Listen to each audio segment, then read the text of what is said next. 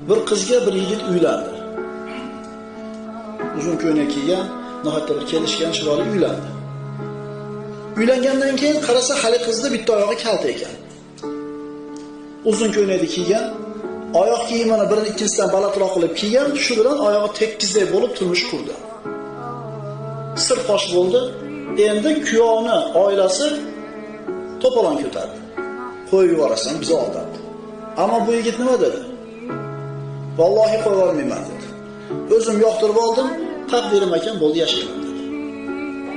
Endi qarang, hech qancha vaqt o'tmasdan Alloh taolo mana shu yigitga, shu ayolga uylandi, shu qizga uylandi, juda katta bir xayriyat berdi.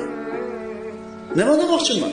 Shu ayolga uylangan yigitni peshonasi ochilib, boy badavlat bo'lib ketishligi kerak edi. Demak, shu ayolga uylanmaganida shu narsa kelmas edi. Shu ikkalasi bir bo'lgandan keyin xayriyat taqdir qilganda, uni ham peshonasiga, buni ham peshonasiga. O'shuning uchun biz nima bizga yaxshi ekanligini bilmaymiz. Biz Allohga tavakkul qilamiz. Endi albatta bu o'sha qasmni ol degani emas bu. Aytmoqchi bo'lganimiz shu rizqni, shu qizni rizqida turmush qurgandan keyin eri bilan mo'l ko'l turmush kechirishi yozilgan edi. Demak, she'riy bo'lishdi. Uylar bor, tashqi ko'rinishi sodda,